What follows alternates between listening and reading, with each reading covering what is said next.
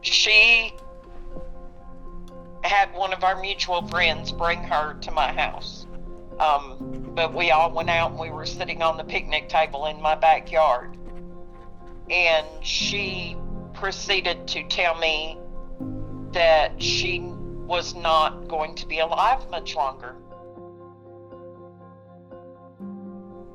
And I said, well, that's crazy. Why would you say something like that?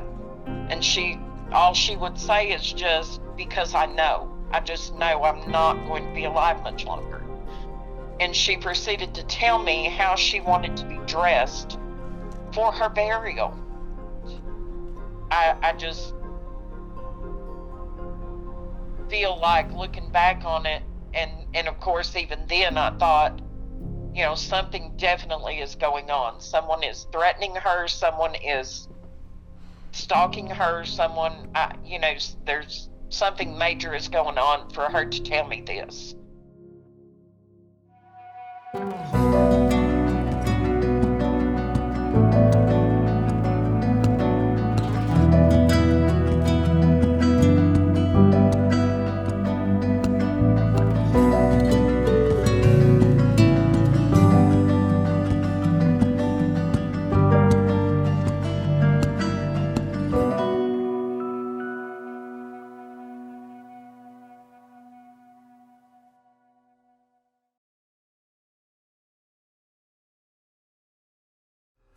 Well, I don't remember exactly what year that we were looking at the evidence again and decided we needed to try to, you know, everything had been sent to the lab and they tried to collect an analysis on what they could examine for hairs or fibers or whatever.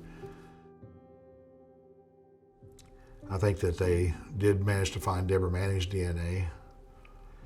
And there was other clothing that was there was found that had unidentified DNA.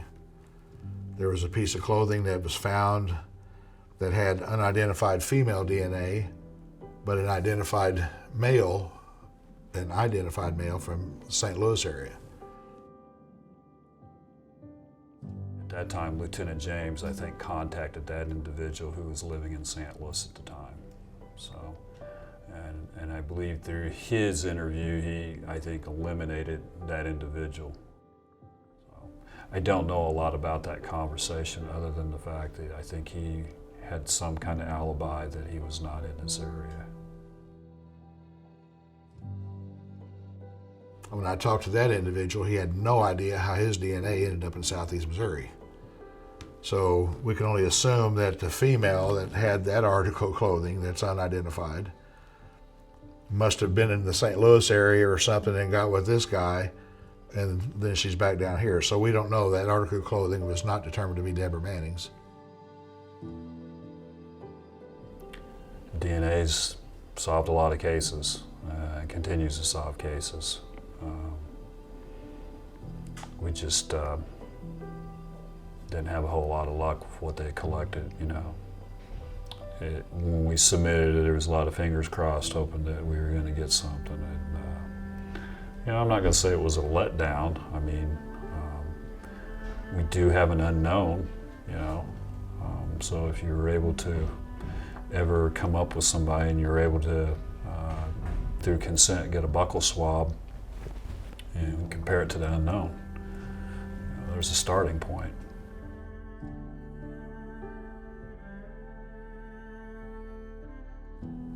As an investigator or detective, I mean, the pinnacle of any investigator or detective is to solve a cold case. Whether or not there's information out there still yet today that could solve this case, I think there is.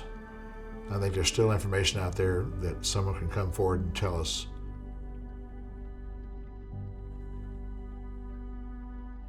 The last time I went, it's just like, you know what? I'm tired of getting the same runaround every time.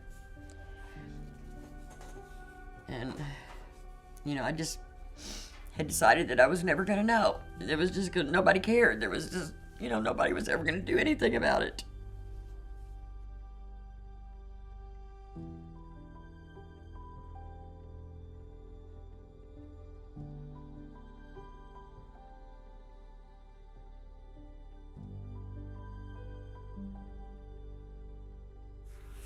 Bob Ribbler,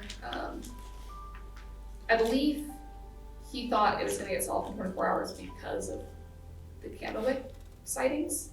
And these two men, they were kind of after these two guys pretty heavily because they were under the impression that it was them. Griggs and High. Briggs and Hyde, yes. Billy Griggs, he was the prime suspect on everybody's radar.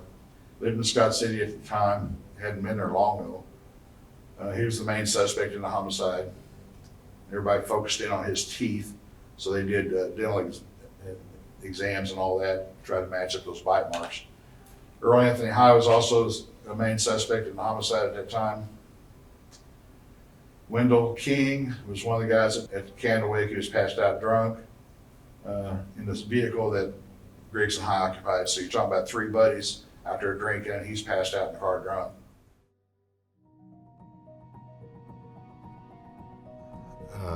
I tried to look past all that investigation from the Candlewick just because it really doesn't do you any good unless you for sure have an eyewitness that says, here's proof that I was here that night. I saw Deborah Manning and I saw her leave with this man or in that vehicle. Unless you have that, everything, it's just a big wild speculation as to what happened that night. And all those names would just keep bouncing around in your brain forever. Having an absence of solid evidence in the case, the trail started getting a little cold. It started becoming a little bit harder to put the pieces together of the puzzle. And the years went by, and the case just kept getting colder and colder.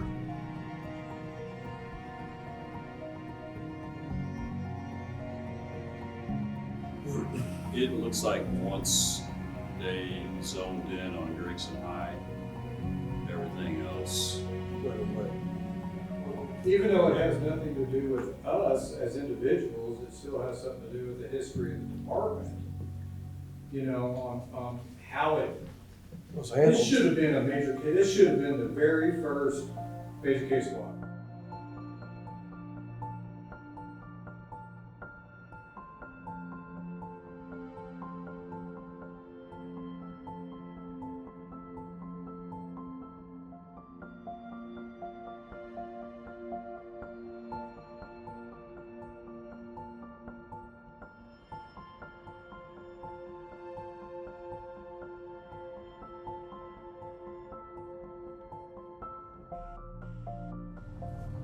Her and Jimmy moved to Illinois for a job he had or something, I guess. You know. And then when they split up, you know, he just left her over there.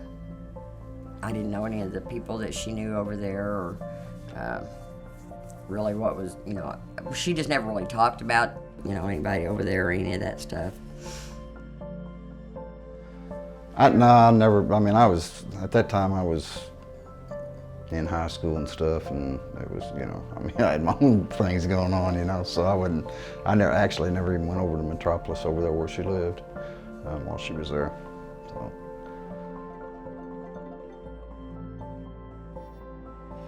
I know, last night I went by my dad's to pick up my photo album, and I was just kind of just glancing through it and noticed my sister-in-law had put some pictures in there for me and stuff, and my dad was crying. You know, so I know he has a lot of love for her still. I don't even know why they separated or why they weren't together anymore, and I feel like that if she had lived, possibly they could still be together. I don't know. They split up and got back together, like got married twice, you know, so they have a lot of love for each other, you know, just come back together.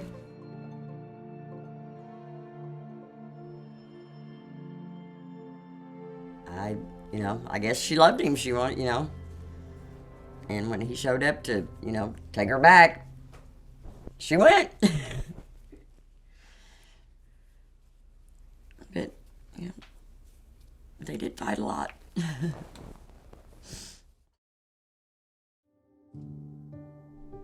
She never talked bad about him, and her mom told me that they were trying to get back together to see if they could make it work and be a family for the kids again. I think at one point in time there may have been a rumor that possibly my dad had something to do with the death of my mom. That's not true. He was cleared by the police. My Aunt Barb said to me one time that, well, wouldn't it be crazy after all these years that they found evidence that your dad was linked? And no, there is no evidence because there was alibis and there's no physical proof of nothing. You know, and it upsets me that people think that my dad could have been a monster like that, because he's not. I know what I think, and that's why I want to prove it or disprove it. You know, I don't want it to be. I want it to be somebody I don't know, somebody I've never met.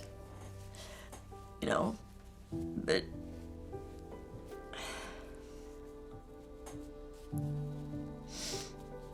Yeah, I mean, for years, you know, I thought it was this person or whatever, and then, I don't know, over the years, you know, you get older, you think about things, and, you know, I've had a lot of time to think about this. And, you know, you kind of come up with another, you know, person, and I'm tired of not knowing. You know, I need to know. Everybody needs to know. If Jimmy had anything to do with this, he's taken a hell of a chance, including kids, with it. Because, you know, if that would have been his intentions after they got into a fight at the house, you know, about the custody and all that, I'm sick of this shit, I'm ending this right now, he wouldn't have left for the kids.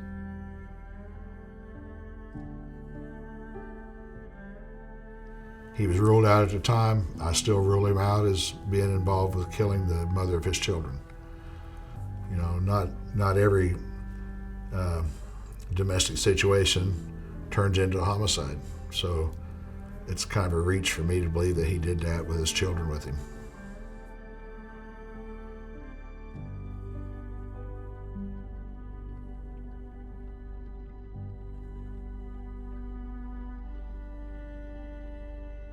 Do you know Paul Mott? Yes. He's Jimmy's friend, right? Evidently. Didn't know that at the time. He lived next door to Debbie. They kind of hung out, you know, dated, whatever, you know. When this all happened. And sure didn't know that him and Jimmy were friends.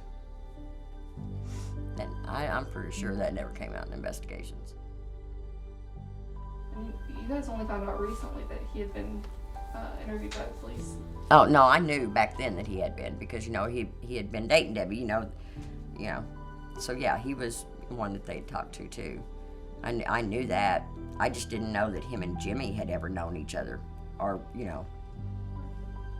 I don't know if Debbie did. Debbie never said anything to me about it. This old friend Jimmy's. No, she never said anything like that. Stated she had dated Paul Mott, and according to Barbara, Paul considered their relationship serious, but Debbie did not want to become greatly involved with Paul. Barbara said that Debbie had tried to avoid Paul in the weeks prior to July 4th, but Barbara did not know if they had broken up. Can you speak on Virgil Gill? Other than the fact that I know that he was looked at pretty hard as a potential suspect, I can't really talk about Virgil. I don't really know enough about it. I really don't. They had a pretty volatile relationship from what I understand. I don't think I ever even met him. Maybe I met him once. Maybe she brought him over for, you know, holiday or something one time, but I don't really know anything about him. He was looked into back then, and based on their findings, they had made a determination that they didn't think he was involved. Now, I had made that determination. You know, most all of us, that was our first thought. He was very physically abusive with her. Several instances where she would come to see me and have bruises or black eyes or scrapes or scratches, just where there had been a physical altercation. They were staying at his mother's house in Joppa, and I don't know what started the fight, I have no idea, but he had her between the bed and the wall, beating on her, and it took, from what I was told, it took 4 people to get him off of her. And he almost beat her to death that night. She never would press charges against him because she was scared of the retaliation that would come. I never saw him physically abuse her, no. I always saw the aftermath. And I know y'all know who Virgil is. I hated him. Yeah. He'd push around and stuff. And, you know, I seen that shit, but a lot of times it was behind closed doors. You just heard her. I know this sounds very cliche. I've heard people say, you know, you could see evil in someone's eyes.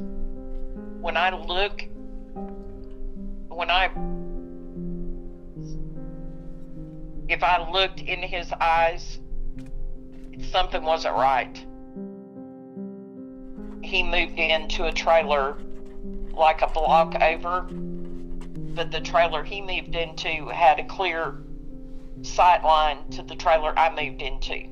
He squatted down to where he was eye level with us in the vehicle and pretty much threatened us by telling us that if we didn't leave it alone, that he would slit our throat just like he did the other bee.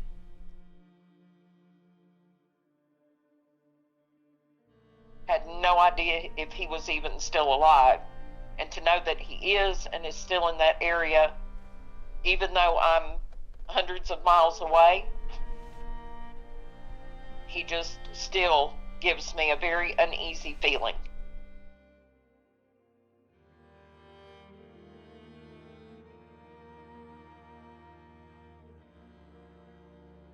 See, whoever it is has to have an intimate knowledge of that county road.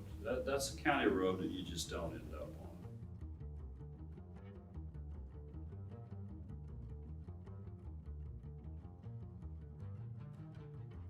Yeah, Mr. McCall, he was a off-duty police officer that was out with his brother, and they had been partying that night of the July 4th and out country cruising, and that's how they happened to be on that road, according to what they gave in the statements.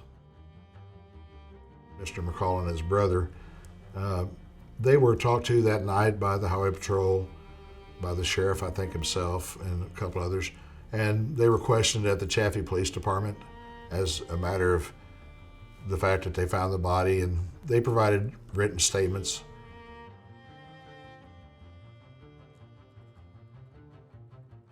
We made it to the T, left again, and drove back towards EE Highway. About a quarter mile after we turned left at the T road heading south, we saw a four-wheel drive pickup truck sitting on the left side of the roadway, which would be east. The truck was facing north, and we slowed down as we passed it. As far as I could tell, there was nobody in the truck. About what I would call 3 blocks south of the truck, Richard said, "Oh my God, that looked like Melba."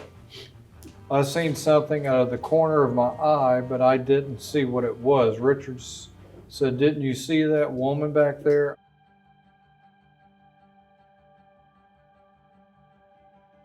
That is when I spotted something laying on the side of the road in the small driveway. I slowed down and I noticed it was a woman with blood on her. "Did you stop?" "No, sir." "Why didn't you stop?" "Well, with a truck we passed before we found the body, and me without a gun and no flashlight. I thought the suspect might still be in the field, so I thought it would be best to report it." And at first, I thought it was my wife, because the way the hair was. Why did you think it was Melba? By the color of her hair, the way the body was built. When Richard saw the body on the road or coming up out of the ditch or on the field road, he said, I thought it was Melba. And of course, he didn't stop at the time, he said. And everybody wondered, if you thought it was Melba, why didn't you stop? My brother wanted to stop. I said, no, we're going to wait. And we didn't have no way to defend ourselves if there was still someone there. I've been asked a lot of questions why I didn't. I was glad I didn't afterwards. I wished I had if I had known she was alive, but I didn't. And things just turned out the way it was. I thought it was all over with. They went back and checked the van after about 3 days. They wanted to know why I didn't touch her. And I said, right here's one reason why. If I had touched her, see if she were alive, my fingerprints on, I'd been in real trouble. They just see her laying there and drive by. They see her laying on the dirt road, and This they is were worried that someone could have been in the field still, That bothers me. and they left. Hell, I would have stopped. But at that point, she was alive. This was Grown the men. second time. Yeah, exactly. This was the second time they made that trip from on that county road. Where she was located at on 249 was kind of close to, I guess it would be Route EE, which kind of runs east and west. They didn't have a lot of County Road 249 to travel before they reached that, and it was just a matter of traveling east on Route EE. And they came into the city of Chaffee and they located an officer on duty, notified him, and that officer went out to the scene, and the McCalls followed that police officer.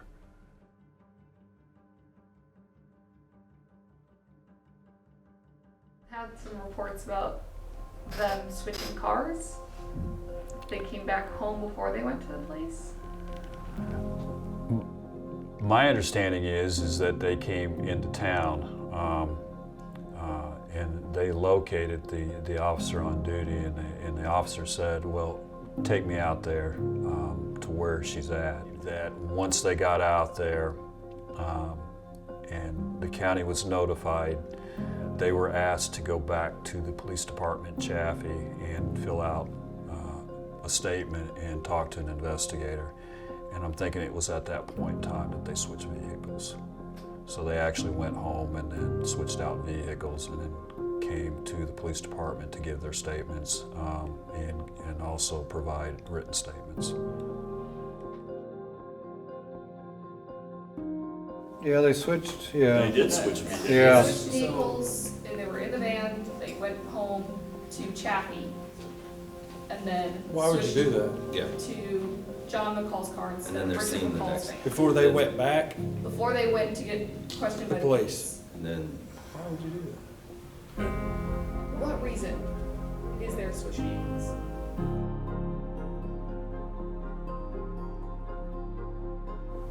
This is a very important map that me and Fred discovered when we were really digging into this. And it says diagram made by me, Patrolman Richard McCall. So they're talking about driving around this vicinity and coming down here to 77 Highway, and then going north on 77, and then they said that they turned left here on 250 and then find her body. Well, that's fine, except for that map that, where's that map at? Here. He describes traveling southbound on 77 when they found the body. So there's a direct contradiction by Richard McCall about which direction they were driving when they found the body.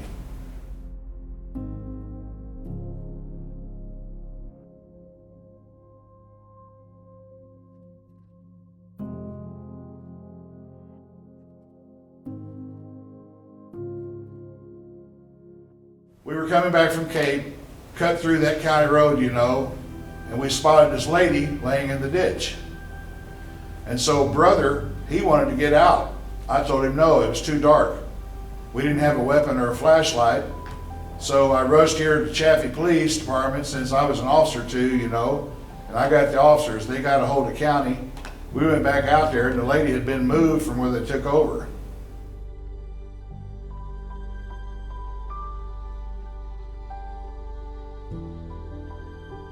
But what was important about that is the direction of travel that they said in their statements based on the map that Richard had provided. They came back in the other way. Right. So anyway, probably subconscious slip when he was drawing this map.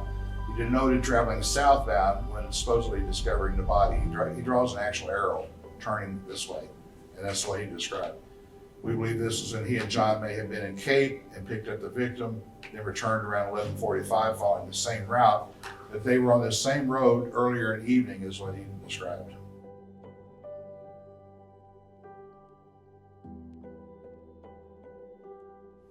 They made a fatal error on the map indicating the true direction of their travel instead of the alibi that they had provided by going north on 77 and turning left.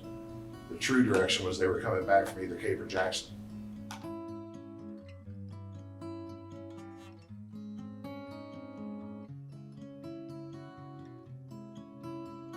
Somewhere in Chaffee, they cleaned up or disposed of the weapon and had approximately 30 minutes before reporting to the Chaffee police. They reported because they were possibly seen by Theo and Hinkabine, or the vehicles they saw en route EE headed towards Delta from Chaffee, or may have been seen by a local Chaffee police officer when coming back in town.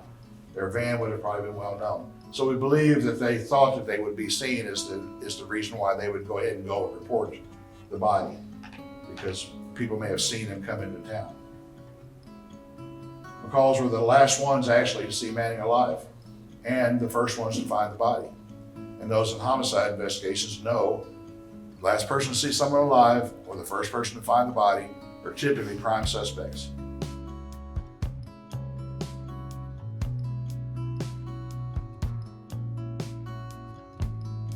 Okay, maybe she did go to the Candlewick. Was it John and Richard that pulled into the Candlewick too? Because they also drank at the Candlewick before.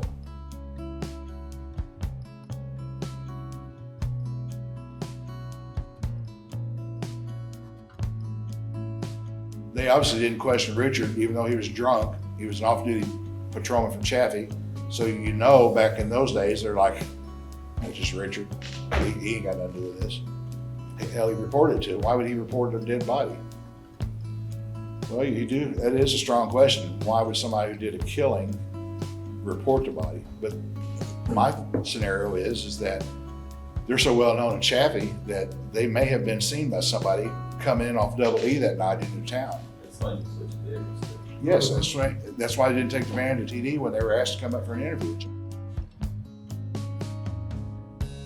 It was on my mind a long time, but it didn't bother me. Did you know this lady? Nope, sure didn't. Do you think they'll ever find an answer or figure out? No, I really don't, to be honest. I thought more of a case, I kind of wish it would. I'm kind of curious myself.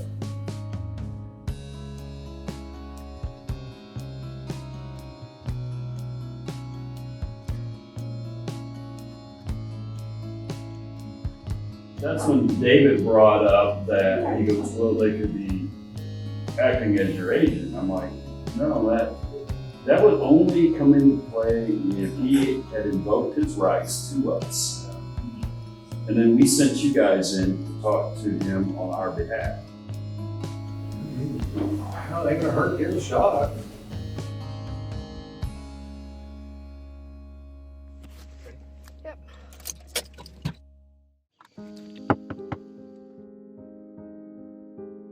Case of Deborah Manning. Who? Case of Deborah Manning. What about it? I don't know who that is. I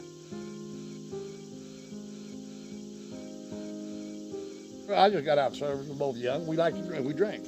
And that's when we seen her laying on the side of the road.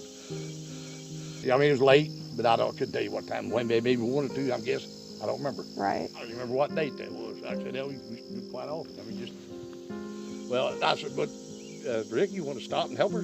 You know, see if she's all right? And he said, no, John, I ain't got my gun. So, I mean, we flew back to Chaffee, straight to the police station. By the time we got back out there, apparently she was still alive because she had crossed the ditch or something. She'd moved. You could tell she was still alive. You know, she had been alive, still crawling, I guess. But it scared me because I swear to God, it looked like Rick's wife to me. Her same hair, she had like frosted or whatever, or something. And I seen it, I thought, man, that looks just like her. Yeah, I know, but it looked like her, I thought. Yeah.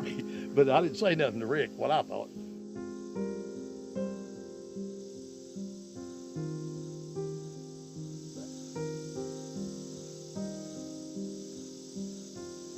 had to take a lie detector test. Apparently I passed. I don't think I heard any more from him after that. Hell, I didn't do nothing. So really, I wasn't too worried. I was worried, but I knew I didn't do nothing. And Rick was a cop, so sure we'll get out of this. And, you know, we didn't do shit. We found her. I'm glad Rick did stop me from jumping out. They probably would have, you know, got us. So he did the right thing. I don't know what people thought about us, but what can we do, you know? We was wrong place at the wrong time, or right place at the right time. We did the right thing. Whether people think we did or not, I think he did. I know we found out later, everybody said all they seen was his van out there. So I don't know how, you know, I guess that's why they started suspecting us. Man, it's crazy. Rick told me that. He said, man, ain't anybody seen nobody out here but this man. Well, that kind of sucks. But it was late, you know, I don't know who the hell would have seen us at that hour, you know, unless they was out drinking, riding around too, but we didn't meet no vehicles. I just went out and drink a couple beers. Hell, he's a cop. Why would he do something like that? I pretty much forgot about it, actually. Bob. Melba had like a hairdo that frosted or something, had like two different shades. The white girl had the hair like same as that. At least it looked like it to me. Uh-huh. At night. I could have sworn, oh God, that looks like Melba. But I guess it wasn't. She had the same kind of hair, I guess. Well, I thought it was, you know. It was dark. I may have looked at it wrong. I don't know. That's the first thing I would not tell Rick. I thought it was Melba. You know. Which one of you saw her first? Do you remember? No, I don't. I think I did, because it was on my side. You know, he was driving, and it was on the right-hand side, and I was passenger. I believe I see it. I said, Rick, you see that? And then, I think it was me who seen it first. And I guess the cops, the next day, I guess, found a bunch of her stuff alongside the highway. I guess they was taking her clothes off, throwing out the window. I don't know. Found her purse and clothes scattered up down the highway and stuff. Don't remember seeing any yet? I mean, you know, it was dark. We didn't see no clothes alongside the road. I guess they found them next morning, you know, when they went out there. Yeah. So I don't even remember it was 4th of July. I don't even remember that. I don't remember seeing any fireworks that night. We just out drinking. Yeah. So your investigation again, or? Yeah, we're just part of it. I took it they did. It's still open. Oh, really? It says they never called who did it? No. Oh, damn. I never heard more about it. I just figured they called whoever it was. I never didn't ask.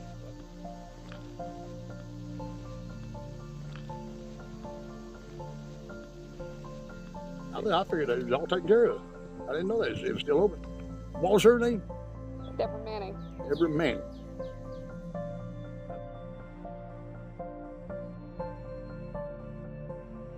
Of course, they're Steele in Georgia, he combined.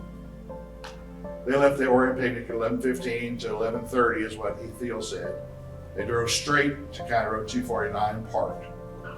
So they parked around 11:30 to 11:45 because it's a 13-minute drive. I drove it, normal speed limit. They said they did not see anything laying on the road. No statement was taken from Georgia. She had been hypnotized by KPD. The tape was not available. We tried to get the tape. And of course, that when you hypnotize people back then, under the Supreme Court rules, you can't use her as a witness. So I don't even know why they tried that. They kind of insinuated that she possibly knew who was responsible for her death and that Dad did a pretty good job of shielding. Had you heard that too? It's indicated to me that she saw Richard McCall and that she did not want to be the one to say it was an officer. We need to interview her. I just wish that more was done, like, especially with. Back in the day. I mean, because that vehicle was there at that time. Thiel would not let anybody talk to her. And she had been hypnotized. Anything she said cannot be used in court. Yes. You know that Robert knows what Georgia knows. Yep. I would think. I mean, Especially by now. Especially by now. I mean, I just feel like, listen, it's been 40 years. We need to get some resolution in this. Play it, the time is running out. You got to think too, you know, if there is more to it that Robert and George have seen, well, fuck, the cops chased them down and brought them back to the damn scene. If they brought them back to the McCalls and she did see the McCalls, just, you know, theorizing, why would she ever feel safe? Well, and they would have been in the van that they would have just seen. Because they didn't change vehicles until they went back and then went to the police department.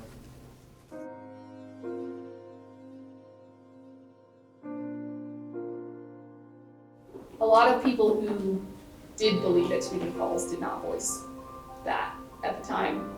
And Maybe they were scared of them. They were scared of him. They were scared, and they were scared of the police. They were scared of. I think that at the time there was some corruption issues. And I think we're realizing that with other cases happening in Gerardo at the time, it sounds like a lot of people were not that trusting of the police and they just wanted to stay out of it.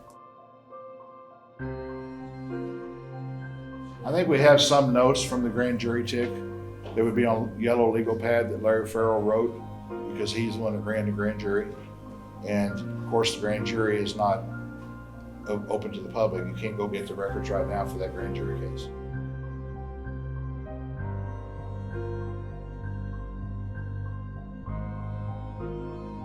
I wanted to speak to the investigators. Took him back there in my office. He said, I just want to tell y'all, he said, all these years, he said, sometimes I can't sleep at night. He said, I think it was them two brothers that killed her. There's no way around it.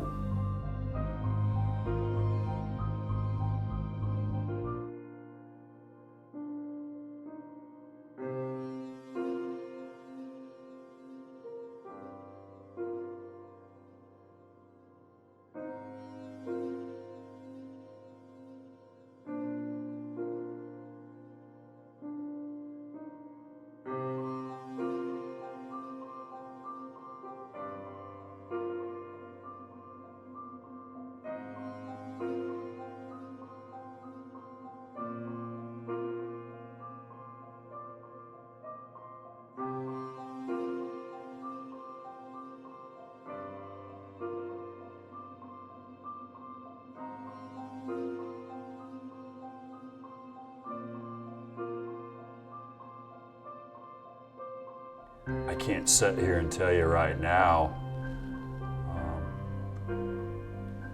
who I think did it. If there's one thing that would have been nice, if you could go back in time and say, hey, swab this, swab that, you know. You get one shot, and that's it. And anytime you can process a crime scene, you get one shot of getting it right. So you might as well take everything that's anything that could be remotely linked to a homicide, because once you leave, it's done.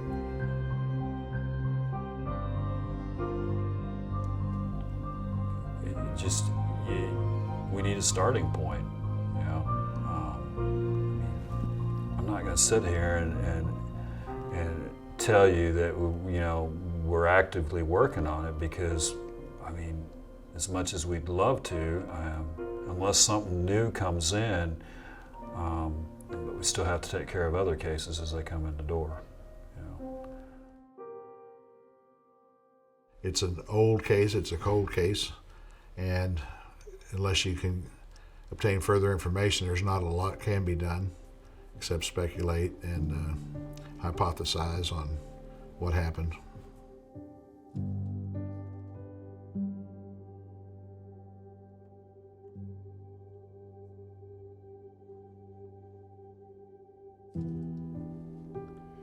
We loved her very much and we miss her. And I think it's time that we had answers. It's time somebody fought for her. Because I can't keep doing this. It's too hard.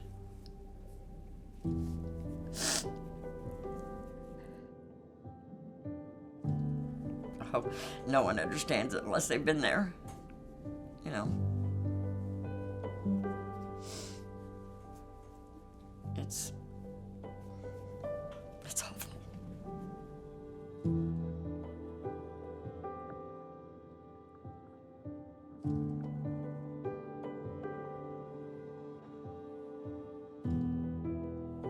She bought me this about 6 months before she died. Go on your rearview mirror in your car. This is my most prized possession. Little guy's already, his pants have rotted off of him, but I keep him, and he's very special to me.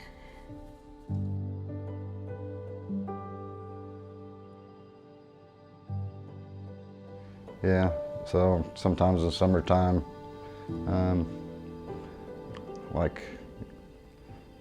when I was probably, from 13 to 14 and on up to maybe 15, 16, I'd go stay with her and some in the summertime, you know, stuff. So, yeah, it's always good times.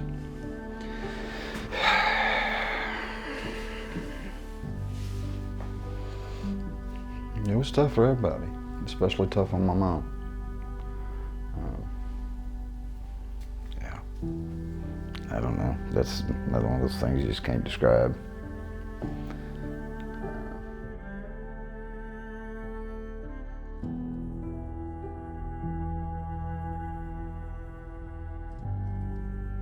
There are very few memories that I have of my mom.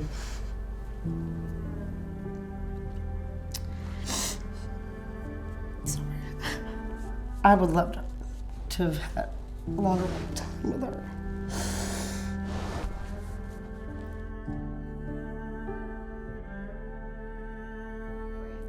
Yeah, I see a lot of her in Amanda. You know, actually, all of them really. I feel an honor for anybody to tell me that I'm reminded them of my mom, either my looks or the way I act or anything, because I don't remember her at all. I can't imagine my daughter having to live her whole life not knowing what happened to her mom. And from talking to Amanda and hearing about her brothers and things they've gone through in their lives, you know, it's affected them. It's affected every aspect of their lives, and still is to this day. And until they know and have answers, it's going to be like that, and that's just not fair. It wasn't fair to us, and we were robbed of our mama.